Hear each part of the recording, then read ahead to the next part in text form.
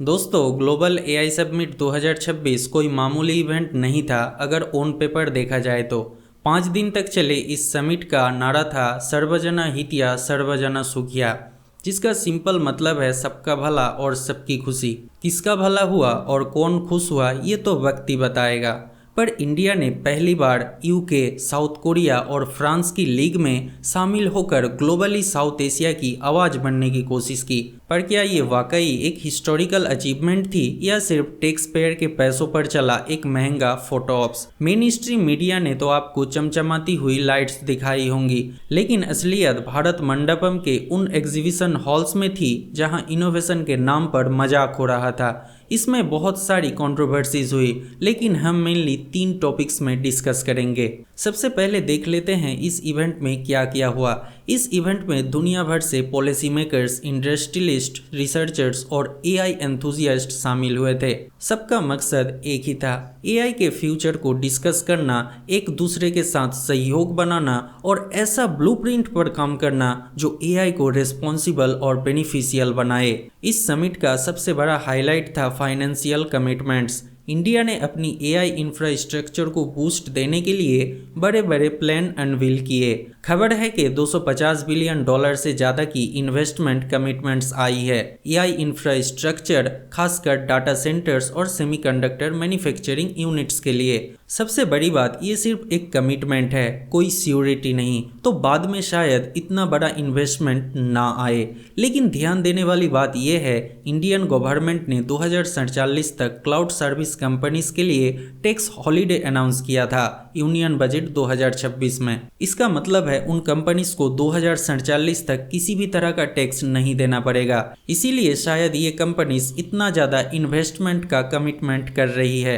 इसके अलावा deep tech startup के लिए $20 बिलियन का वेंचर कैपिटल भी वादा किया गया है, जो यंग इनोवेटर्स को सपोर्ट देगा। इसके अलावा समिट में इंडिया ने सिर्फ फॉरेन टेक को वेलकम नहीं किया, बल्कि अपना खुद का एआई कैपेबिलिटीज को भी शोकेस किया, जिसमें सर्वम एआई और परम 2 जैसे एआई मॉडल्स थे। सर्वम एआई खास करके हिंदुस्तानियों के लिए बनाया गया है। इसे आप ऐसे समझ सकते हो जैसे ज़्यादातर एआई चैट जीपीटी या जेमिनी इंग्लिश में ज़्यादा माहिर होते हैं और उन्हें बाकी इंडियन लैंग्वेज की उतनी ज़्यादा समझ नहीं होती।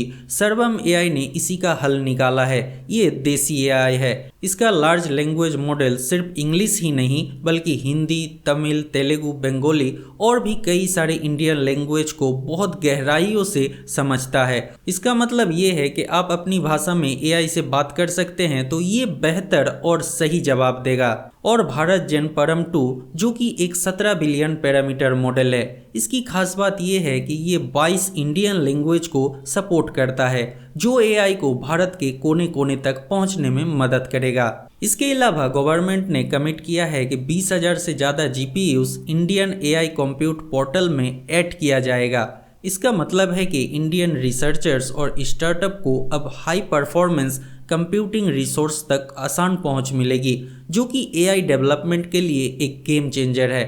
अब बात करते हैं इस समिट में कौन कौन आया था। प्रधानमंत्री नरेंद्र मोदी ने इस समिट का उद्घाटन किया। फ्रेंच प्रेसिडेंट इमैनुअल मैक्रोन और ब्राजील के प्रेसिडेंट लूला जैसे ग्लोबल लीडर्स भी इस इवेंट में शामिल हुए। सिलिकॉन वैली के भी बड़े बड़े नाम यहाँ मौजूद थे, जैसे ओपन एआई के सीईओ, एनवीडिया के सीईओ, गूगल के सीईओ, माइक्रोसॉफ्ट के प्रेसिडेंट, गूगल डीप माइंड के को-फाउंडर जैसे लोग भी यहाँ मौजूद थे। अब बात करते हैं उस हिस्से की जिसने इंटरनेट पर भारत का मजाक बना दिया। सबसे पहले बात करते हैं गलगोटिया यूनिवर्सिटी के उस अद्भुत रोबोट डॉग की, जिससे उन्होंने बड़े गर्व से ओरियन नाम दिया। उनकी एक प्रोफेसर डीडी न्यूज़ पर लाइव आकर बड़े कॉन्फिडेंस के साथ बोल रही थी, ये हमारा सेंटर ऑफ एक्सीलेंस की देन है, हमने इसे स्क्रैप से बनाया है।